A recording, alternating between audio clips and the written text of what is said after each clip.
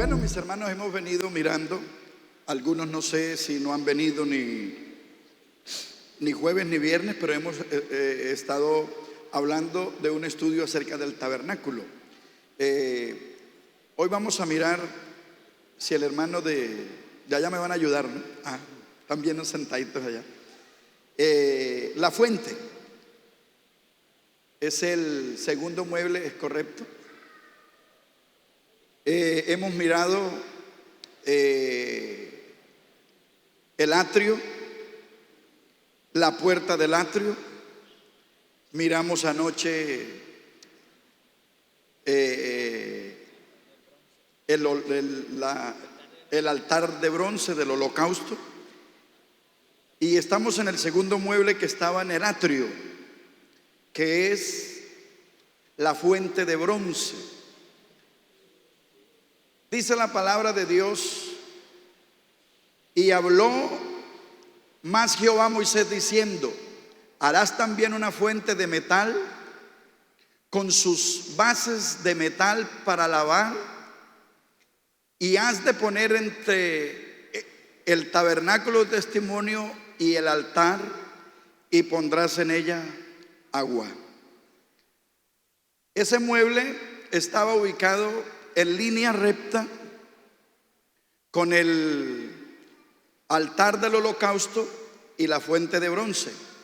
Podíamos, es correcto, nosotros en todos los muebles, hermano, en todos los muebles que se han mirado, siempre hemos visto medidas, ¿cierto? Pero en este no hay medidas. Éxodo 38:8 dice: también hizo la fuente de metal con sus bases de metal. ¿De qué?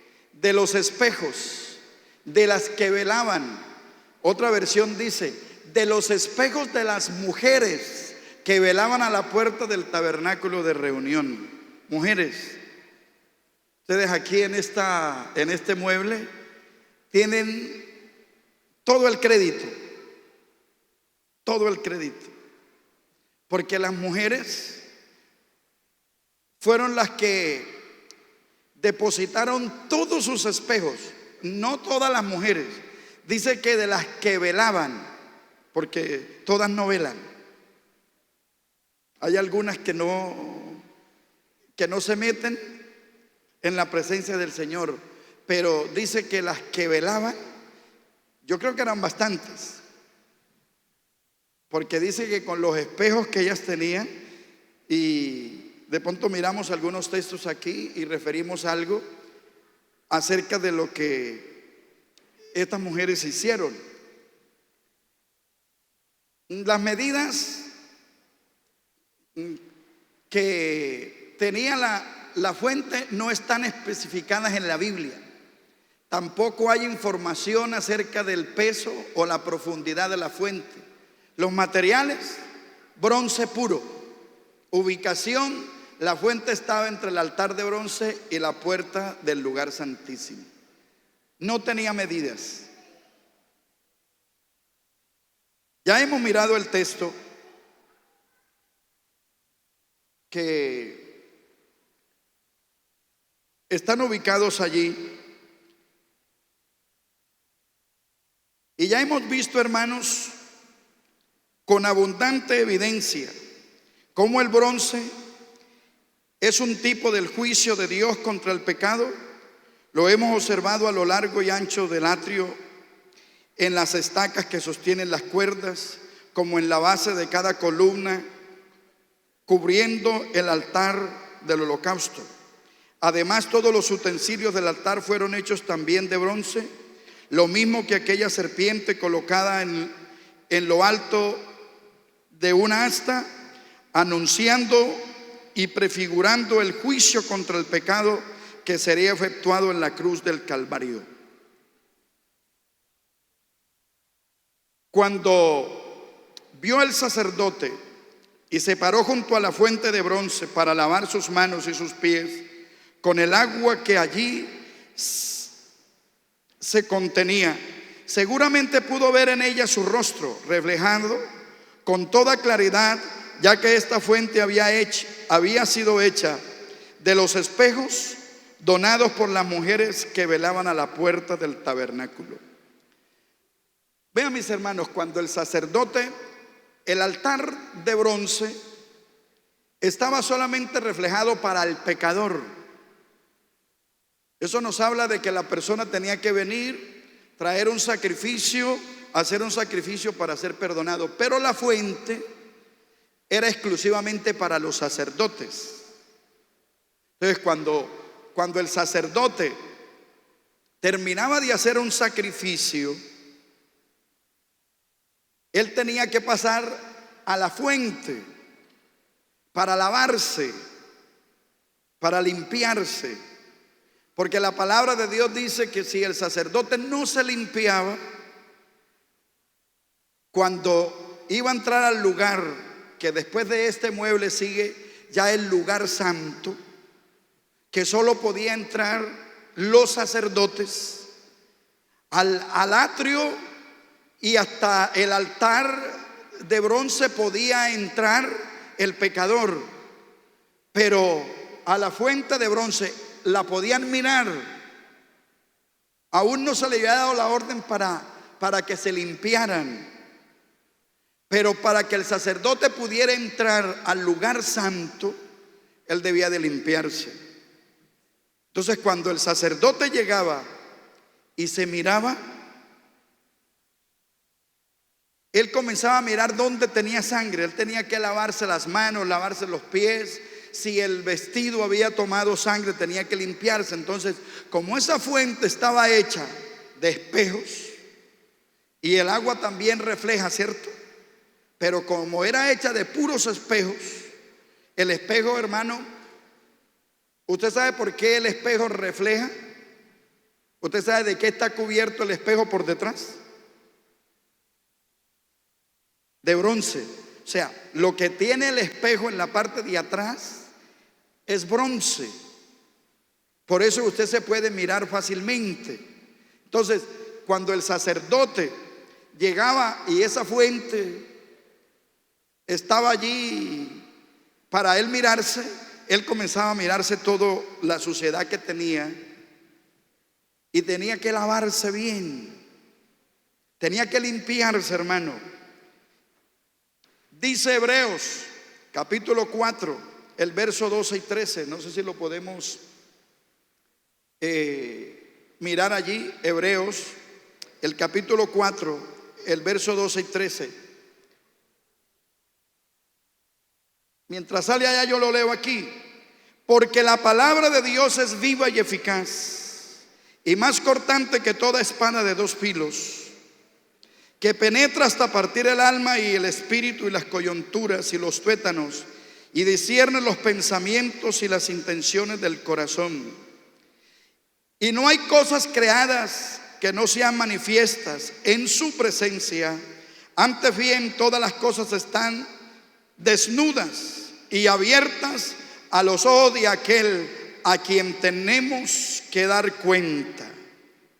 Hermano, esa fuente, como no tenía medidas, no había medidas por ninguna parte, de pronto sería que se le pasó por alto al Señor. ¿Será que Él dejó algo así como inconcluso? Pues no. No se encuentran medidas, hermano, porque es que esa fuente de bronce nos está representando la palabra de Dios. Es la profundidad de la palabra. Porque la palabra, hermano, no tiene fin. Ella no tiene fin. La palabra es profunda. Pero la palabra también es fácil de entenderla. Pues la palabra de Dios dice que hasta un niño la puede entender. Pero por eso no habían medidas. Porque, hermano, la palabra de Dios no tiene medidas. No tiene medidas por ninguna parte. Veremos entonces varios aspectos de esta hermosa y significativa fuente de bronce en la cual debía de lavarse las manos y los pies el sacerdote que ministraba en el santuario, para que no muriera. Hecha solamente de bronce, solamente. En los diversos muebles del tabernáculo vistos hasta ahora hemos notado que el bronce ha estado acompañado de madera y de cuerdas y de cortinas. Aquí, sin embargo,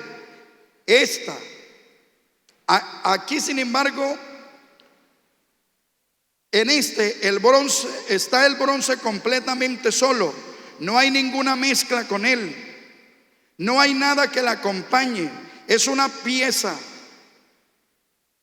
maciza con una cavidad para echar el agua del lavamiento que sería utilizada para los ministros del Señor. La fuente es un claro tipo de la palabra de Dios, la cual no debe de ser mezclada con nada que sea ajeno a su naturaleza divina y eterna. Aquí tenemos entonces algo de singular importancia en lo que se refiere a la pureza de la palabra de Dios que debemos pregonar quienes somos reyes y sacerdotes. Seguramente, al considerar este punto de vista de vital importancia para nuestra vida, tenemos muchas razones más para amar la palabra de Dios, como también muchos motivos para no mezclarla. Nada extraño al mensaje que el Señor nos ha dejado. Hermano, nosotros no podemos mezclarle nada extraño a la palabra.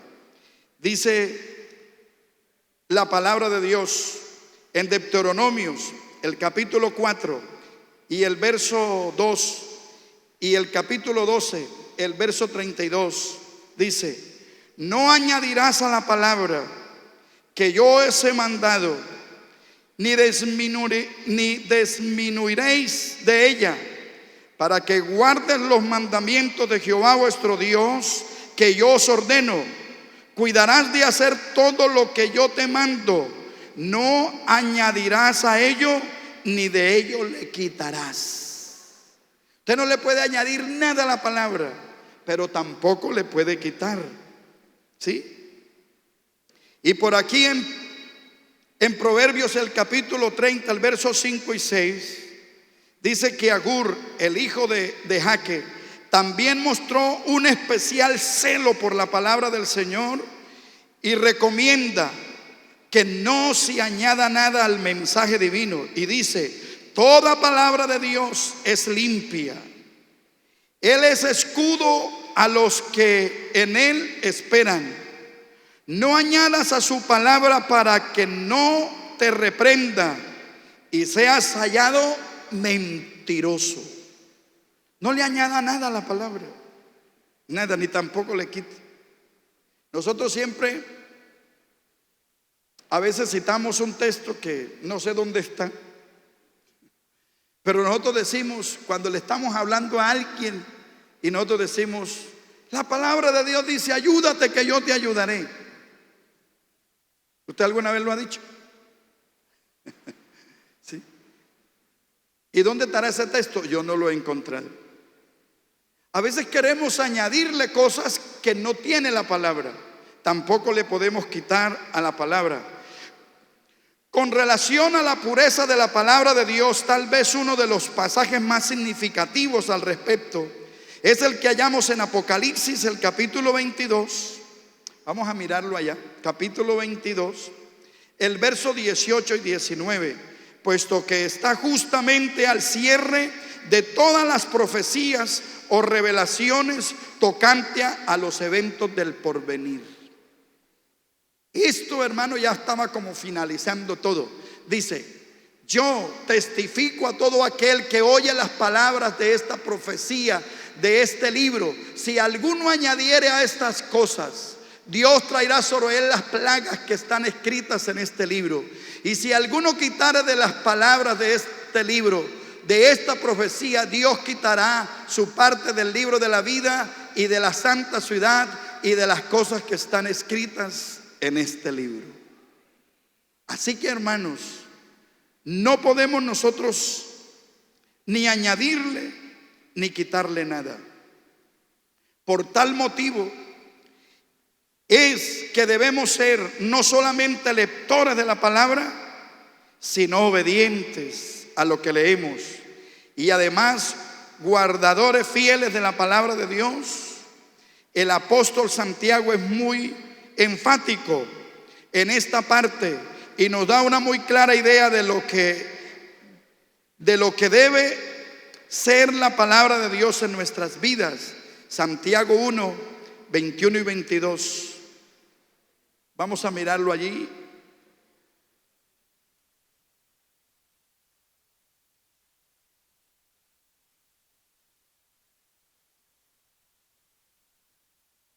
Dice: por lo cual, desechando toda inmundicia y abundancia de malicia, recibid con mansedumbre la palabra implantada, la cual puede salvar vuestras almas. Pero sed hacedores de la palabra y no tan solamente oidores, engañándonos a vosotros mismos. Vean, mis hermanos, si esta palabra que Dios nos la ha dado para nosotros ser salvos, porque por medio de esta palabra es que nosotros tenemos la limpieza. Por medio de esta palabra, hermanos, es que nosotros vamos a lograr un día entrar a la presencia de Dios. Muchas personas dicen: bueno, yo me entrego, me bautizo, recibo el Espíritu Santo y ya.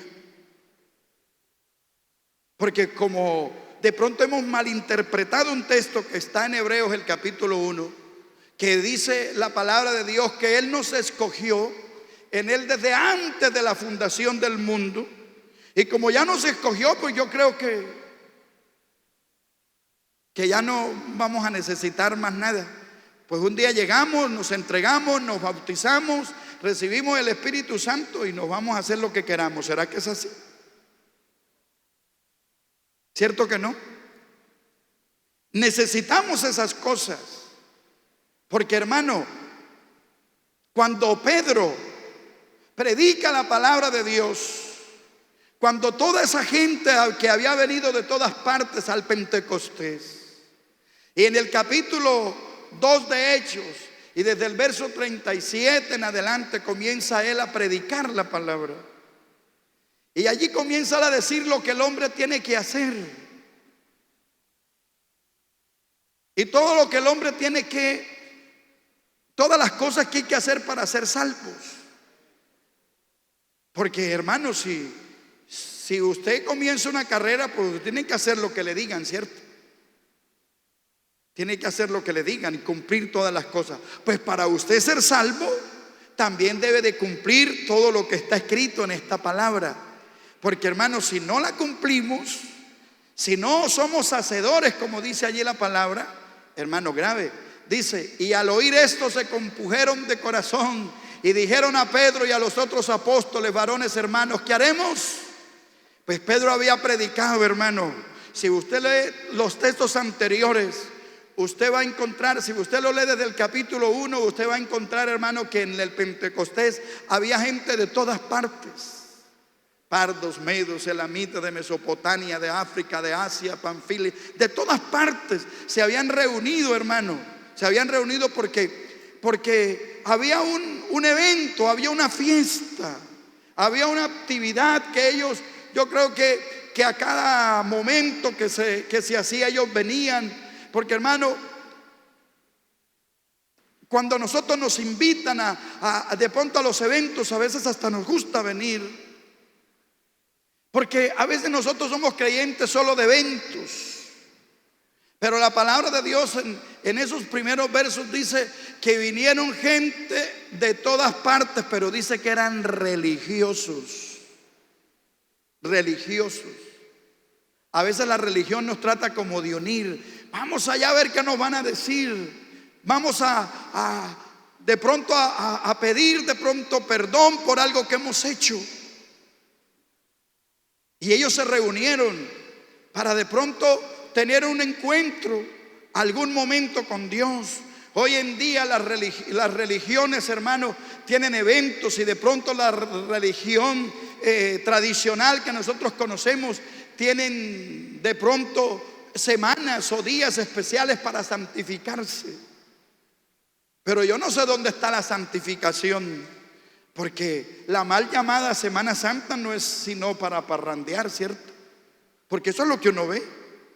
Los que están lejos llegan a las casas, a las partes de donde son, y de pronto van a una ceremonia que tengan, pero después hacen y deshacen, porque son religiosos.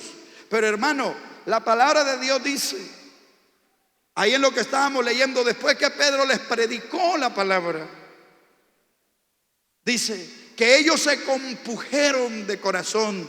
O sea, todo eso que habló Pedro, a ellos los trató, a ellos los desnudó. Qué bueno, hermano, que esta palabra, que cada vez que nosotros venimos al culto a oírla, ojalá que esta palabra a nosotros nos desnude. Que esta palabra nos diga a nosotros qué es lo que estamos haciendo, cómo es que estamos viviendo. Y qué bueno que no seamos solo oidores, sino, como dice allí la palabra, qué bueno que nosotros seamos hacedores de la palabra, que la guardemos, que la cumplamos.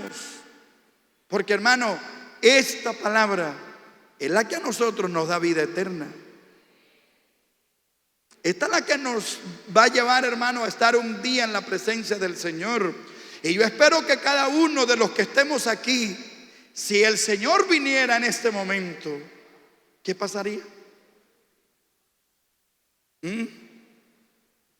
¿Será que estamos listicos? ¿Será que nuestra maleta está completamente lista? Cuando usted va a viajar, usted echa de todo, ¿cierto? Y de pronto hasta en el camino dice, se me olvidó algo. Ojalá que no se le olvide.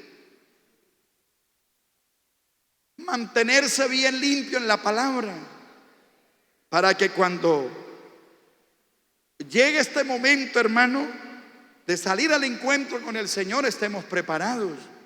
Porque el momento no lo sabemos. Yo no sé usted qué evento se estará esperando. Yo no sé. Yo no sé si usted estará esperando que hayan terremotos y que hayan tantos desastres para usted poder entender. Bueno, el Señor todavía se demora. ¿Será que el Señor todavía se demora? Porque a veces, hermanos, nosotros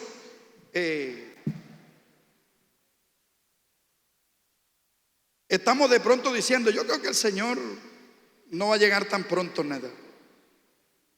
Él se va, yo creo que a demorar un poquito.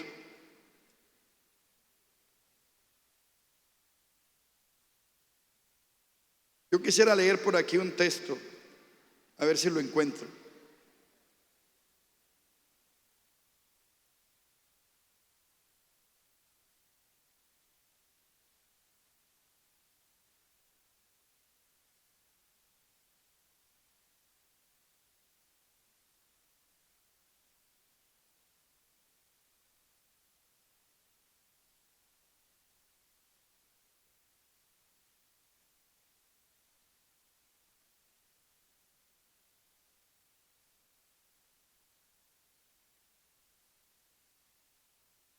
Dice segunda de Tesalonicenses, si quieres, ponla por allí. Segunda de Tesalonicenses. Va a tocar que me corran un poquito el ventilador para que no me mueva. Para que de pronto que no me llegue tanto aquí. Segunda de Tesalonicenses, el capítulo 2, el verso 1. Miren lo que dice la palabra de Dios, porque a veces, hermanos, nosotros estamos allí como yo creo que esto se demora.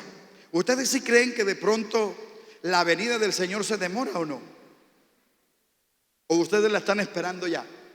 Dice, pero con respecto a la venida de nuestro Señor Jesucristo y nuestra reunión con Él, os rogamos, hermanos, ¿cierto?, que no os dejéis mover fácilmente de vuestro modo de pensar, ni os conturbéis ni por espíritu, ni por palabra, ni por carta, como si fuera nuestra, en el sentido de que el día del Señor está cerca. Dice, vuelve al verso 1. Dice, pero con respecto a la venida de nuestro Señor Jesucristo y nuestra reunión con Él, ¿cuántas cosas ve usted ahí? ¿Cuántas cosas vemos? Dice, pero con respecto a la venida de nuestro Señor, ¿cierto? Esa es una, porque el Señor viene. Dice, pero con respecto a la venida de nuestro Señor Jesucristo y nuestra reunión con Él, esa es otra. ¿Sí? Ahí hay dos cosas. ¿Y usted cuál estará esperando? ¿La venida del Señor o la reunión con Él? ¿Cuál espera? Porque el segundo texto, hermano, y los textos que siguen, está hablando de la venida del Señor. No está hablando de la reunión con Él. Pues vean, mis hermanos, la venida del Señor trae eventos. O sea, para que el Señor venga tienen que ocurrir muchas cosas. ¿Sí? Entonces usted de pronto, como todavía, pues por ahí de vez en cuando hay un terremoto. De vez en cuando por ahí hay una catástrofe. Yo estoy esperando señales. ¿Usted espera señales? Pues hermano, yo no espero señales, porque yo estoy esperando la reunión con Él. Y Pablo estaba muy claro. Cuando él escribió eso, él estaba esperando ya la reunión con Él. Porque hermano, la reunión con Él puede ser ya. Usted tiene que estar listo. Yo no estoy esperando la venida del Señor, yo estoy esperando la reunión con Él. Los otros están esperando la venida del Señor. Y la venida del Señor sí trae, hermano, todos esos eventos que van a pasar. Pero la reunión con Él no. La reunión con Él es ya. Entonces, mi hermano, yo no sé cómo está en nuestra vida. Si esta fuente, hermano, que nos habla de la verdadera palabra, que no tiene, hermano, medidas por ninguna parte, dice, cada uno según el don que ha recibido, cada uno según el don que ha recibido, ministrelo a los otros como buenos administradores de la multiforme gracia de Dios. Si quiere, puedes mirarlo por ahí. Primera de Pedro, el capítulo 4, el verso 10 y el 11. Primera de Pedro dice, si alguno habla, hable conforme a las palabras de Dios. Si alguno ministre conforme al poder de Dios, para que en todo sea Dios glorificado por Jesucristo, a quien pertenece la gloria y el imperio por los siglos de los siglos. Amén. Entonces, hermano, esta palabra, si nosotros la vamos a predicar, si nosotros la vamos a llevar, nosotros debemos, hermanos, de estar bien convencidos de que esta palabra es la que a nosotros, hermanos, nos limpia. Es la palabra la que a nosotros nos lava. Por eso el sacerdote, hermano, cuando venía sucio, él llegaba a esa fuente para lavarse. Yo no sé, hermano, usted cómo esté en su vida. Yo no sé, amigo, usted cómo esté en su vida. Yo no sé si comenzara de pronto a examinarse y hacer un análisis de su vida, hacer un inventario de ella, ¿cómo nos encontraríamos? ¿Será que hay cosas que de pronto tenemos que arrancar de nuestra vida? ¿Será que hay cosas que tenemos nosotros que quitar, que de pronto nos están haciendo daño? Pues hermano, como esa palabra no tenía medidas, hermano, esa palabra es profunda. Esa palabra es para que nosotros, hermano, comencemos a detallarla, a mirar, hermano, todo lo que el Señor puede hacer con nosotros por medio de esta palabra. De esta palabra, hermano, que puede transformar el corazón de cada uno de nosotros.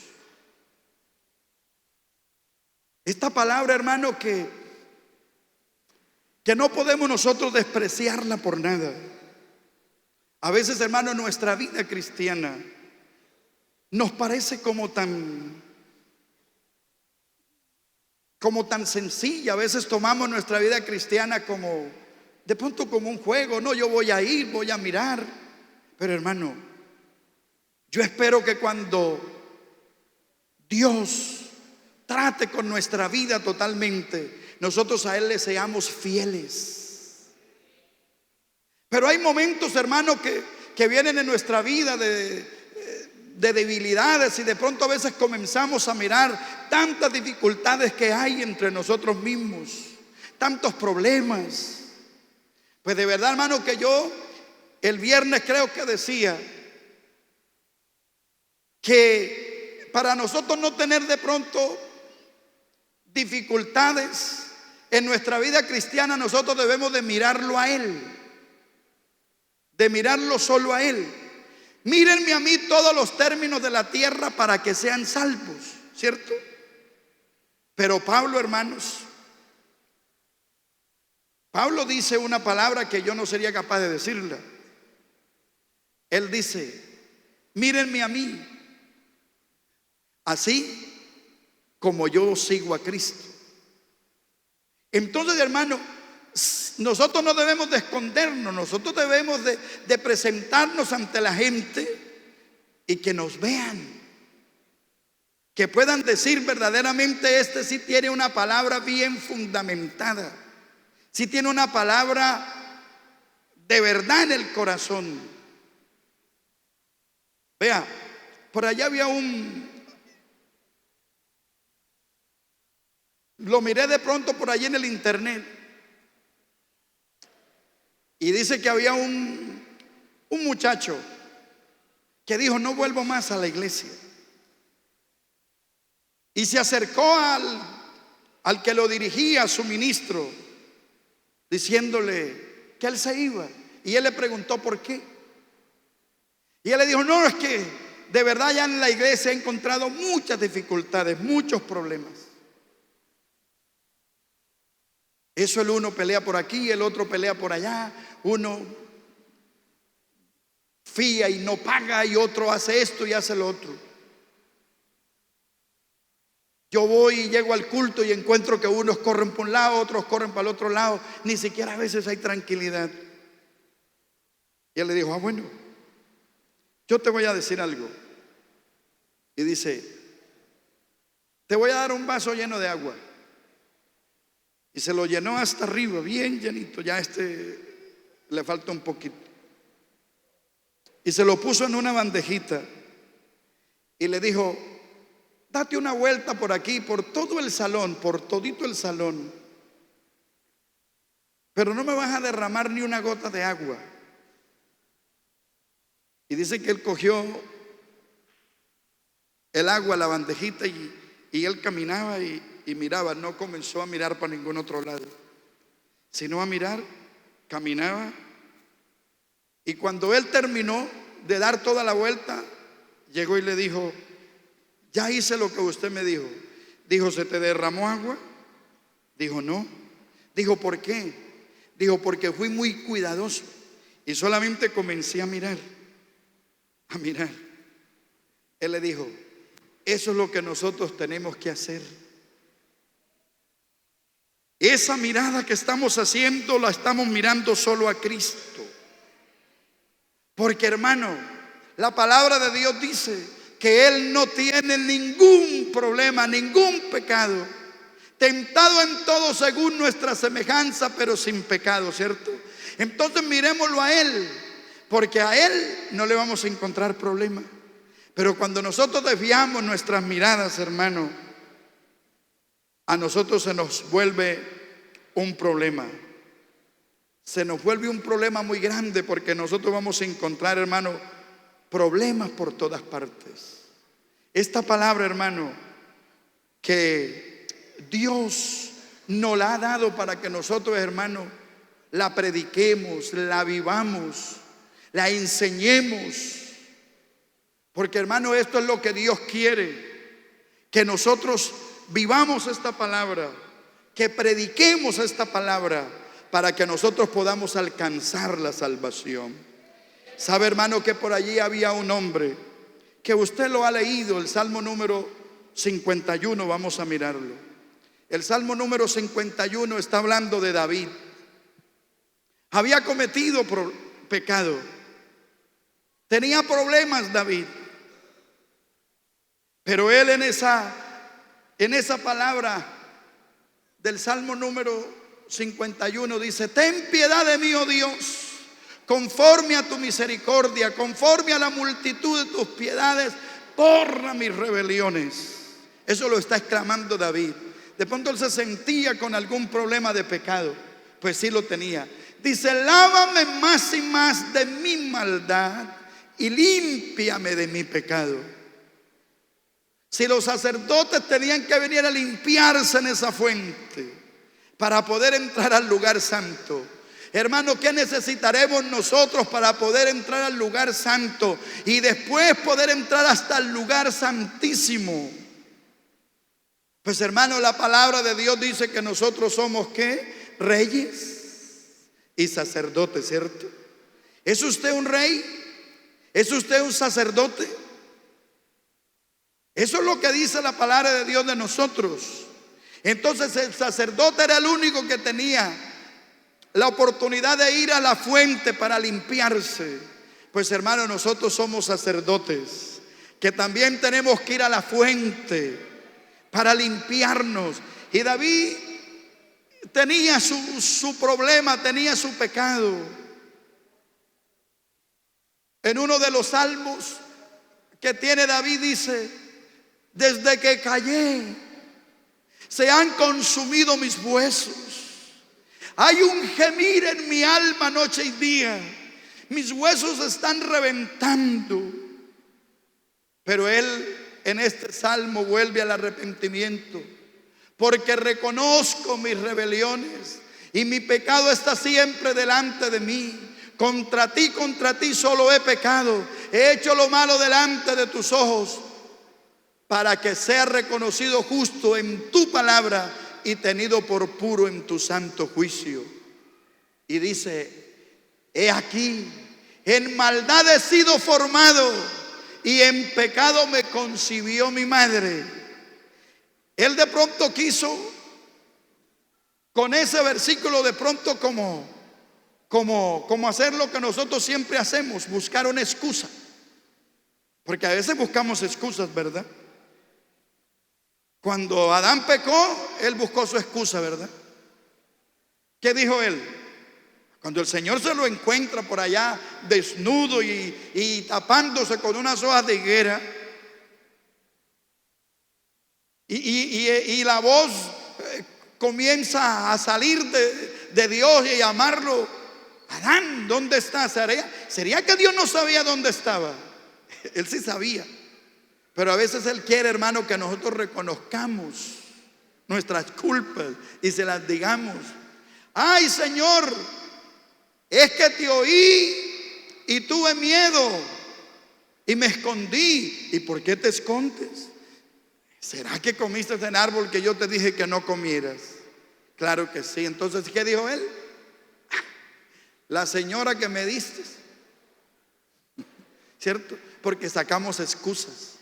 Ay, Eva me dio a comer de ese fruto. Entonces cuando el Señor se acercó a Eva, no, la serpiente, ¿cierto? La serpiente. Porque hermano, nosotros queremos sacar excusas. David estaba buscando una excusa y él dice: he aquí, en maldad he sido formado, por eso es que yo soy tan malo, por eso es que yo soy tan pecador, porque es que en maldad me formaron, en pecado me concibió mi madre. Pues como yo soy un pecador y así me concibieron, pues yo seguiré pecando. Pero él dice: he aquí, tú amas la verdad en lo íntimo, y he aquí, tú amas la verdad en lo íntimo, y en lo secreto me has hecho comprender sabiduría. Y creo que el 7 dice: purifícame como hinsopo y seré limpio. Lávame y seré más blanco que la nieve. Hazme oír gozo y alegría y se recrearán los huesos que has abatido. Lávame más y más y límpiame de mi pecado. Ve, hermanos, para él, de pronto, lo que él dice, Dios se lo aceptó. Listo, está bien. De verdad en pecado has sido formado. Tú lo que has hecho, pues lo has hecho porque eres un pecador. Y Dios hizo la restauración con él ya. Solo con esas palabras. Pero para nosotros no es lo mismo. Ahora es diferente. Y nosotros podemos ir a San Juan el capítulo 3, donde la palabra está hablando con Nicodemo. Y podemos mirar allí, porque para Nicodemo no fue igual que para David. Dice, había un hombre de los fariseos que se llamaba Nicodemo, un principal entre los judíos. Este vino a Jesús de noche y le dijo: Rabí, sabemos que has venido de Dios como maestro, porque nadie puede hacer estas señales que tú haces si no está Dios con él. Dice, respondió Jesús y le dijo: de cierto te digo, que el que no naciere de nuevo no puede ver el reino de Dios. Nicodemo le dijo: ¿cómo puede un hombre nacer siendo viejo? ¿Puede acaso entrar por segunda vez en el vientre de su madre y nacer?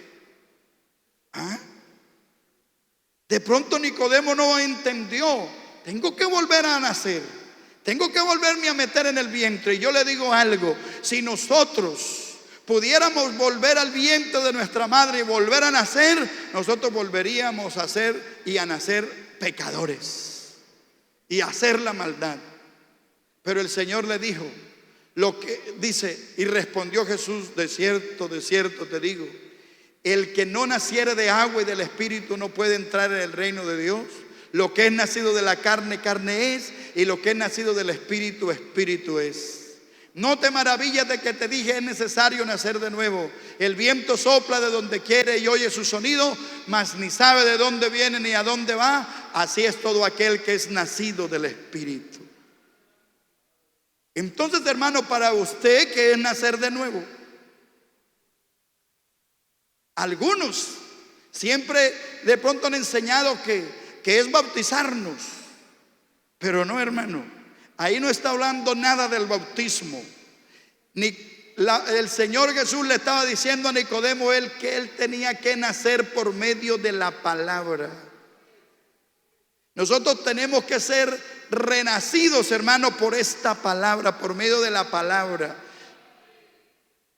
Y si nosotros, hermanos, nacemos por medio de esta palabra, hermanos, nosotros debemos de vivir una vida cristiana fiel, ¿cierto? Y podemos nosotros poder decir, como dice segunda de Corintios, el capítulo 5, 17, de modo que si alguno está en Cristo, nueva criatura es. Las cosas viejas pasaron, he aquí todas son hechas nuevas. Hermano, cuando nosotros nacemos por la palabra, nosotros, hermano, hemos nacido con una vida nueva. Porque la palabra de Dios dice que nosotros estamos crucificados con Él. ¿O no? ¿Será que usted está crucificado con Dios? Y un crucificado, hermano, ¿será que un crucificado puede ir a robar? ¿Será que un crucificado puede ir a matar? ¿Será que un crucificado, hermanos, puede ir a fornicar, a adulterar? ¿Será que un crucificado lo puede hacer? Dice, pero nosotros estamos crucificados. Hermano, esa palabra, hermano, nos está indicando que nosotros, hermano, estamos en Él. Y que si nosotros, hermano, queremos vivir como Él vive, hermano, Nosotros debemos, hermano, de dejarnos limpiar por esta palabra.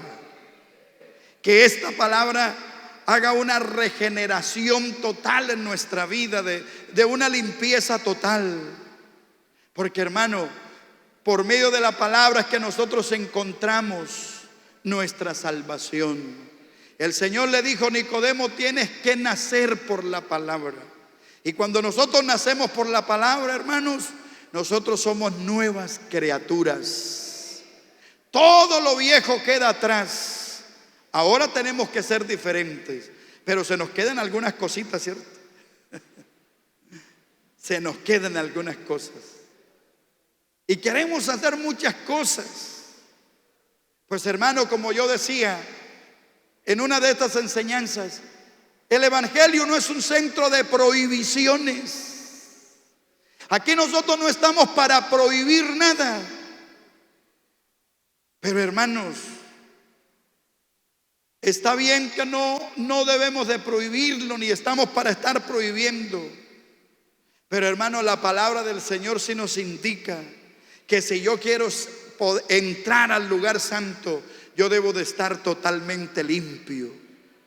Sean limpios tus vestidos, que no tengan suciedad. Pues la palabra de Dios, hermano, dice en Apocalipsis que Dios nos está dando un vestido de lino fino, blanco y resplandeciente. Ustedes saben por qué Sanidad, aquí hablando materialmente, les exige a todos los lugares donde venden comida que estén vestidos de blanco. Si Sanidad llega donde un local donde trabajen con comida, con todas esas cosas, él exige que estén vestidos de blanco, que el delantal sea blanco, que el pantalón sea blanco, que ojalá tengan un gorro blanco. Porque es que lo sucio se ve muy fácil en lo blanco, ¿cierto? Ellos quieren ver a ver cómo en verdad están haciendo los alimentos, están preparando todo. Porque hay lugares, hermano, terribles. Pues, hermano, el Señor Jesucristo dice que nos puso un vestido de lino fino. Hermano, un vestido blanco para que de lejos se vea la mancha. Pero yo creo, hermanos, que nosotros aquí debemos de venir cada día, si hay alguna mancha, a dejar que el Señor Jesucristo, hermano, nos bañe de esta palabra y que nos limpie totalmente. Entonces, hermano, esa fuente que no tenía medidas, que no sabemos la profundidad, que ni siquiera tiene las barras que todos los otros muebles tenían, porque cada uno de esos muebles tenían anillos para meterles unas varas, ¿cierto? Pero la fuente no la tiene, mire. ¿Cómo la cargaban? No sé. ¿Cuánto peso tenía?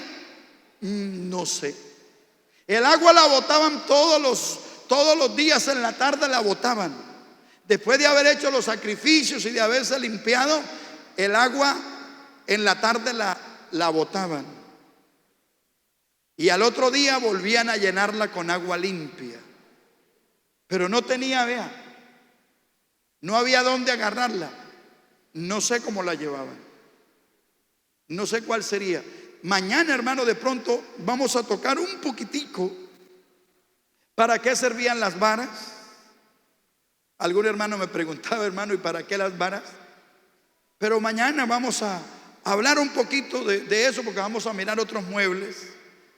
Y el hermano me decía quiénes eran los encargados de transportar todos esos muebles.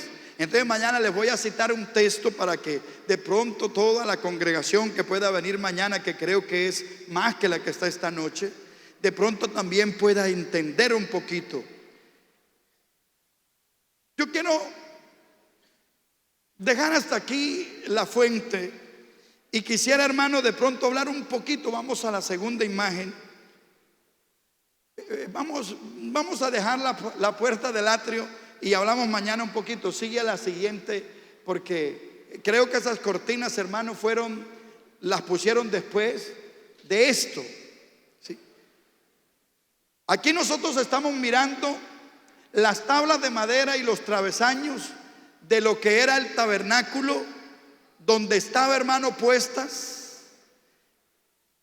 Ahí habían cuatro muebles que son muy significativos, porque en el lugar santo estaba la mesa de los panes, estaba el altar del incienso y estaba el candelero de oro. Y todas estas cositas estaban ahí. No sé mañana cómo haremos para de pronto hablar un poquito de cada una. De verdad que hay muchísimo que decir de la mesa de los panes, del incienso. Tomaremos de pronto algunas referencias, cositas pocas, pues de verdad para la noche nos quedaría hablar del lugar santísimo, de las cortinas del lugar santísimo, de los querubines que tenía el lugar santísimo, de las cortinas que tenía todo el tabernáculo, hermano. Hay mucho que decir y aplicar. Entonces, hermano, dice aquí, el tabernáculo estaba formado por 48 tablas de madera de acacia. Hemos hablado de la madera de acacia, que era una madera muy liviana. Dice, de madera de acacia, paradas. Estas se hallaban recubiertas de oro. Hermano, nos vamos a encontrar ya con el oro. No lo habíamos visto en los muebles anteriores. El oro no estaba, ya apareció. Y estaban distribuidas así. B, al norte 20 tablas. A, al sur 20 tablas. C, al este 6 tablas. Pero eran 48. Dice, esta adicionalmente en los ángulos tenía 2 tablas. Total, lado este 8 tablas. La altura era de 8 codos de cada tabla, más o menos como 4 metros y algo. Un codo les decía que mide 45 centímetros. Y el ancho, hermano, de esas tablas medían 1,5 codos. ¿Sí? Esas tablas, hermano, que están paradas, tenían una altura casi de 5 metros y tenían una anchura, cada tabla, de 1,5 codos, más o menos unos 75 centímetros. O sea, que la madera, hermano, que se cortó allí, hermano, tenía que ser unos árboles, hermano, bastante gruesos, ¿cierto? Para poder sacar tablas de esa dimensión. Esas tablas, hermano, como usted mira ahí en la imagen, ahí en el dice, cada tabla estaba fijada, ¿sí? Mire, así como entran allí las tablas en las bases de bronce, lo mismo entraban las barritas que hablamos ayer y que explicamos de lo que estaba fuera del tabernáculo. Ellas entraban de esa manera, tenían unos clavos que entraban en las bases de bronce. Dice, cada tabla estaba fijada, ¿sí? Bajemos un poquito para leer allí aquí, sí. Dice, cada tabla estaba fijada por 2 bases de plata. Por 2 bases de plata. Dice, todas las tablas estaban recubiertas. Dice, todas las tablas estaban unidas por 5 travesaños de madera, recubiertas también con oro, distribuidas así, ¿sí? 4 travesaños visibles por fuera y un travesaño invisible. Allá miran el travesaño, ¿cierto? Hay un travesaño, la madera tiene unos huequitos. Ella tenía 5 travesaños. Eran hechos de madera de acacia, pero estaban recubiertos de oro. El oro habla de la divinidad. del Señor Jesucristo. La madera habla de su humanidad, ¿sí? Entonces, ese oro nos habla del Señor Jesucristo, y esas tablas, hermanos, representan a cada pecador convertido. O sea, ¿quiénes somos los pecadores que nos convertimos? Nosotros, ¿cierto? Éramos pecadores, ya no, ¿verdad? En otro tiempo éramos de esa manera, pero yo creo que ya no. Yo creo que ya nosotros no estamos viviendo en pecado, ¿cierto? Me gustaría, volvemos aquí, pero me gustaría que leyésemos Efesios el capítulo 2, el verso 4, si no me equivoco, miremos a ver. Porque ahí dice, hermano, de lo que nosotros éramos. Dice, miremos el 3,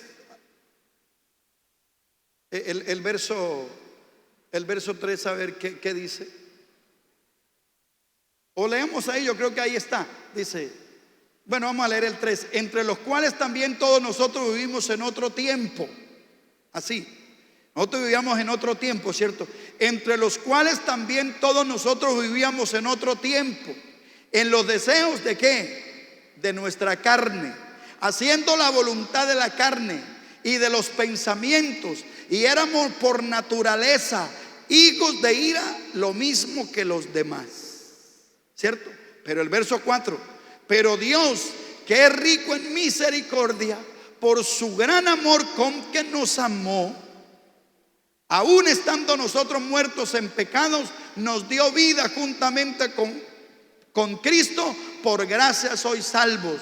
Y juntamente con Él nos resucitó, y asimismo nos hizo sentar en lugares celestiales con Cristo. Hermanos, nosotros estamos sentados en lugares celestiales. Pero esas tablas, hermanos, volvamos a la imagen, están representando a los pecadores que se convirtieron, que ya no están haciendo lo que antes hacía, que ya se despojaron de toda esa naturaleza pecaminosa, que ya no hay nada de contaminación en nuestras vidas. Entonces, esas tablas, hermano, están ahí. Las recubrieron de oro. Están recubiertas de oro. Hermano, la madera habla de la humanidad, ¿cierto? Porque esas tablas, hermano, eran árboles. Eran árboles que un día, hermano, los cortaron. Esos árboles los cortaron un día. E hicieron unas tablas. Esos árboles, hermano, nos están hablando de nuestra vida, de lo que nosotros éramos. Éramos árboles que estábamos por ahí en el mundo. Pero Dios nos necesitó, ¿cierto? Aquí. Entonces se cortaron. Esos árboles se cortaron, se aserraron y se trajeron para hacer un tabernáculo. Hermano, nosotros éramos árboles que estábamos por ahí en el mundo viviendo de cualquier manera, pero nos cortaron, hermano, nos aserraron y nos trajeron, hermano, a esta iglesia. Pero no nos dejaron solo con madera, porque la madera siempre habla solo de la humanidad. Entonces nosotros solo con la madera no íbamos a poder resistir. Pero hermanos, el Señor nos recubrió de oro. Dice,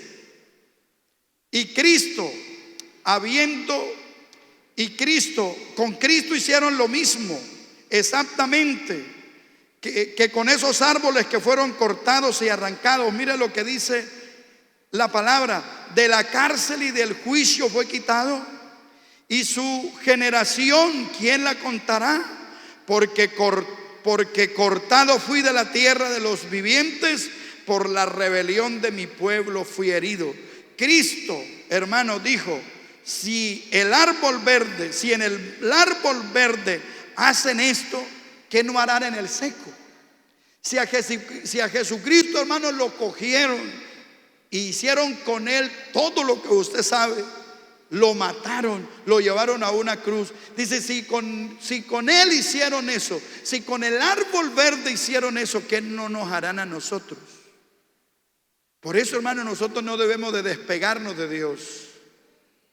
No debemos, hermano. Esas tablas que estaban allí, hermano, atravesadas con cinco como bases que estaban uniendo. Dice 4 bases, hermano, estaban por fuera. 1, 2, 3 y 4 en cada lado. Si ven allí todos los anillos que tenía y las varas, ¿cierto? 4 bases. 4 se dejan ver, pero hay una que no se deja ver. Hay 4 bases, hermano, que están representando nuevamente a los 4 evangelios, que el evangelio debe de ser predicado a todo el mundo. Pero, hermano, en medio de esas tablas había una barra invisible, porque nosotros, hermano, sin el Señor Jesucristo no podemos hacer nada. Si nosotros, hermanos, no vamos con el Señor, si el Señor Jesucristo no está con nosotros, hermano, de nada nos sirve. De nada nos sirve. Hoy en día, hermano, hay muchas religiones, muchos centros de religiones donde yo decía, donde abrimos un garaje, de pronto tenemos alguna idea y hacemos una religión. Y hay ideas, hermano, hay iglesias que quieren quieren vivir de cualquier manera. Una vez a alguien le preguntaron, le dijeron: pastor, la iglesia de ustedes, ¿por qué crece tanto? Yo tengo años de estar aquí y nosotros siempre permanecemos con el mismo grupo. Siempre estamos los mismos. Pero ustedes llegan a un lugar y nosotros vemos que ustedes crecen fácilmente. Le decía al hombre, a un pastor trinitario, a uno de nuestra iglesia. Y él le decía: ¿sabe qué, mi amigo? Yo le voy a decir algo. Si nosotros cogemos, a ver, ¿cuál es la cuesta más grande que hay en Valledupar? Ninguna, ¿cierto? Pero me voy a ir por Caña. Yo no sé quiénes han ido a Caña, pero de Aguachica para arriba hay una loma que se gasta uno en carro 1 hora para subirla. Y sube y sube y sube. Entonces él le dijo: si usted coge una cicla, ¿cierto? Si usted coge una cicla y comienza a subir, pero yo voy en una moto, ¿sí? Yo voy en una moto y yo nada más le meto cambios a la moto y acelero. ¿Quién llega primero arriba? ¿Usted o yo? Dijo: no, usted, pastor. ¿Cierto? Usted llega relajadito y suavecito. Pero yo voy sudando. Y él le dijo: lo que pasa es que ustedes están trabajando con sus propias capacidades. Ustedes están trabajando con todo de pronto lo que ustedes pueden tener y manejar y ser de pronto personas con mucho estudio, con muchas cosas. Pero sabe que nosotros estamos, hermano, predicando este evangelio, pero nosotros nunca vamos solos. Entonces, cuando nosotros salimos a evangelizar, hermano, nosotros vamos guiados por el Espíritu Santo. Por ahí hay algunos que los llamamos los del maletín, ¿cierto? Y son buenos evangelizadores. Yo creo, hermano, que nos ganan. Si nosotros fuéramos como esa gente y saliéramos, hermano, ¿cuántos días usted sale a evangelizar? ¿Cuántas horas al día? ¿Se le sienta a alguien por allá en un parque? Hay algunos locos, ¿no? Ahorita que estaba por ahí en Palomino, yo me quedé en donde habíamos llegado y mi hijo se fue por ahí para el centro. Y cuando mi hijo llega me dice: papá, por allá arriba había un evangélico de esos locos predicando solo y mandando a todo el mundo para el infierno, decía él. sin ningún argumento, solamente se para y comienza a decirle un montón de cosas a la gente y a mandarlas para el infierno. Porque hermano, a veces no sabemos ni siquiera evangelizar. Pero hermano, mire, esas personas están corriendo de un lado para otro, llevando revistas, hablando de un paraíso, hablando de un nuevo reino. Y de verdad, hermano, usted no ve que esa gente crece. Pero hermano, cuando nosotros salimos, lo importante es eso, hermano, que cuando nosotros salimos, y como nosotros, hermano, llevamos la verdadera palabra, llevamos esa verdadera roca, hermano, que es el Señor Jesucristo. Por eso dice la palabra de Dios que cuando Daniel vio esa estatua que estaba hecha de bronce, de barro, de metales, pero dice que vino una piedra y le cayó a esa base y le pegó por allá en las piernas que estaban hechas de barro y la derrumbó. Toda esa imagen habla de las religiones. Pero hermano, vino uno que tenía una piedra y la derribó. Por eso cuando nosotros salimos, hermano, por ahí de vez en cuando a predicar la palabra, a enseñarle a la gente lo que nosotros tenemos, hermano, nuestra palabra va unida con el Señor Jesucristo. Y hermano, ese mensaje impacta a las personas. Porque hermano, vamos unidos. El evangelio, hermano, debemos de predicarlo. No solos, no con nuestras propias capacidades.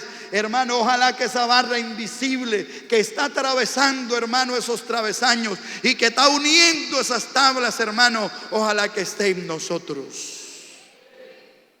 Esas tablas que somos cada uno de nosotros, que estamos unidos, hermano, y recubiertos con oro. Hermano, el oro es un material que yo creo que todos lo deseamos, ¿cierto? Hermoso, es muy bonito. Hermano, estamos recubiertos de oro. En la madera, hermano, podemos encontrar imperfecciones. De pronto la cepillamos bien, de pronto le hacemos algunos trabajos, pero se ven imperfecciones, ¿cierto? Hay algunas cositas que se pueden dañar. Entre nosotros, hermano, si nosotros nos hubiésemos quedado solo, hermano, como madera, de pronto nos iban a encontrar muchas imperfecciones. La palabra de Dios dice que nosotros debemos de estar a la estatura y a la plenitud de Cristo. ¿Será que nosotros estamos aquí así? ¿Será que usted está a la altura y a la plenitud de Cristo? ¿Será que hay alguien que esté a nivel de Él? Pues yo le digo, hermano, que aquí, con esta carne que nosotros tenemos, ninguno podrá llegar a estar al nivel de Cristo. Porque si el Señor nos calificara aquí del 1 al 10 para ver si nosotros con el 10 nos salvamos, yo no sé hasta dónde llegaríamos. Yo no sé si tendrá 6, si tendrá 5, si tendrá 7. Pero habrá alguien aquí hablándolo, hermano, a nivel de todas las congregaciones y de todas las personas que podemos hacer parte de la iglesia, que nosotros logremos el 10%. ¿Habrá alguien? Podíamos mirar a los ministros que nosotros tenemos, a cada una de las personas que vienen a los cultos. Hay hermanos que son excelentes, que vienen, que ayunan, que oran, que hermano, eso, si uno los mirara aquí en la iglesia, decía: Señor, como este no hay otro. Esto es excelente. Pero hermano, a veces aquí damos muy buen testimonio, ¿cierto? Aquí todos están sentaditos, ninguno está molestando. Pero no sé por fuera, no sé cómo seamos por fuera. Pero hermano, si el Señor a nosotros nos mirara, hermanos, con algunas imperfecciones, y de pronto no lográramos llegar al 10%, al 100%, pues yo creo que aquí con esta carne no lo vamos a lograr. Pero Él sí dijo, hermano, que vamos a estar al nivel de Él. ¿Y sabe cuándo estaremos al nivel de Él? Hermano, cuando estemos en su presencia. Y para poder nosotros estar en su presencia, hermano, nosotros tenemos que recubrirnos de oro. porque en el oro, hermano, no se ve la imperfección. Y si ojalá le meten candela, se pone más bonito el oro, ¿cierto? Yo fui a Segovia, Antioquia. Ese fue un viaje de los que no quiero volver. Difícil llegar allá. Bueno, en esa época había lluvia y para llegar allá fue un caos. Eso lo que había era carros volteados en el camino. No sé ni cómo llegamos. Yo había grabado un volumen y yo había dedicado ese volumen para toda la ganancia para una iglesia en Ocaña, y nos dijeron y nos dieron la oportunidad de ir a Segovia, Antioquia. Yo creo que el templo de Segovia, Antioquia, yo creo que es un poquito más largo que este. En ese entonces era el templo más grande que había en Colombia. El último no se veía y ese día estaba lleno y yo estaba cantando, tratando de vender un cassette, y cuando terminé de cantar vendí 3 y nos habíamos gastado todo un día para llegar allá. Y yo dije, Señor, yo no vuelvo a cantar. Sí. Hermano, un hermano nos llevó, porque ese es un pueblo, hermano, donde hay minas de oro por todas partes. Y el hermano nos llevó, vamos a donde, cómo se procesa el oro, hermano. Y eso llegan unas rocas así grandes, unas rocas negras.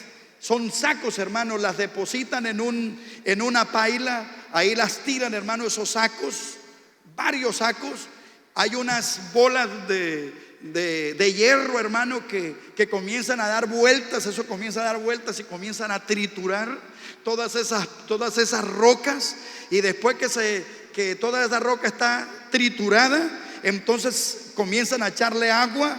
Y hay una canalita, hermanos, una canal que baja. Va cayendo todo esa tierra negra y cae a un recipiente, y en ese recipiente comienzan a limpiar y a sacar, hermano, y sacan pedacitos de oro. En ese montón que había así salió como una bolita, no sé cuánto peso tenía, pues estaba toda maciza. De ahí la sacaron esa bolita y la llevaron a un horno. Y allá le metieron el pedacito de oro en ese horno, hermano, y le pusieron un soplete a una temperatura de 80 grados. Y comenzaron a soplar ese pedacito de oro. Y al ratico salió, hermano, una bolita de oro como un bolichón. Ustedes han visto los bolichones esos ¿sí? Como así de grande era el pedacito que salió. Amarillito, hermano. Bien bonito. Hermano, ese oro, hermano, representado y así metido en el fuego, hermano, está hablando, hermano, de nuestra vida cuando nosotros somos probados, hermano, como se prueba el oro. Y se prueba con candela, hermanos. Yo no sé, hermano, cuántas pruebas habrá tenido, cuántas dificultades habremos tenido, y a veces nos da ganas de devolvernos, ¿cierto? Le doy gracias a mi Dios. Hace 35 años conocí este evangelio y de verdad he tratado de vivirlo lo mejor posible. Nunca, hermanos, nunca me he emborrachado. No sé qué es una borrachera. No sé qué es una borrachera. No sé qué es ir a un lugar de prostitución. Nunca lo hice. En mis 15 años atrás, nunca lo hice. No me fumé un cigarrillo nunca. No hice nada. Conocí a mi esposa, estuvimos de novio 2 años y me casé con ella. Y aquí vamos, 23 años con ella. Porque, hermano, donde la palabra de Dios dice que nos tocó una sola, si hay problemas, arreglémonos y para adelante, ¿cierto?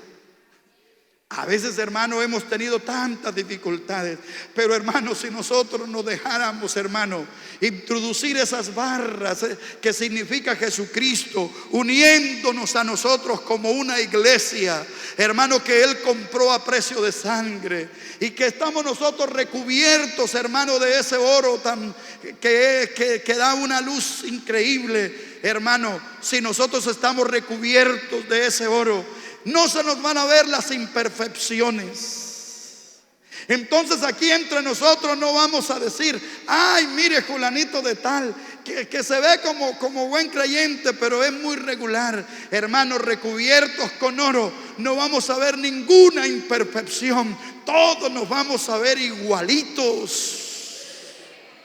Yo les voy a invitar a que estén de pie.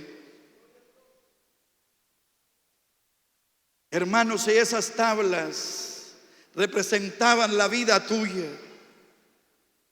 ahora, hermano, en este momento aquí, en esta dispensación que vivimos, porque todo lo que había en ese tabernáculo era una figura. Hermano, estábamos, vea, metidos en el bronce que habla del juicio que Dios hizo, que Él pagó en la cruz. Y hermano, ya más de que estábamos metidos en ese bronce, que Dios pagó ese juicio que nosotros teníamos que pagar, nos metió, hermano, nos hizo esa madera, nos perfeccionaron. Y además de perfeccionarnos, hermano, en la madera nos cubrieron con oro para un día estar en la presencia de Dios.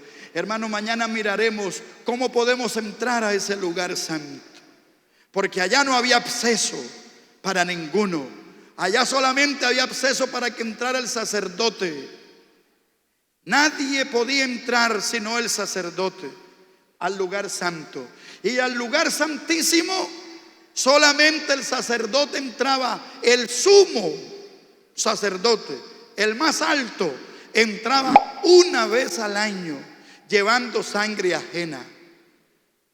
Llevando sangre ajena. Pero mañana miraremos cómo nosotros podemos entrar a ese lugar.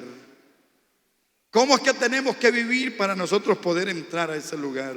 Señor Jesús, te damos gracias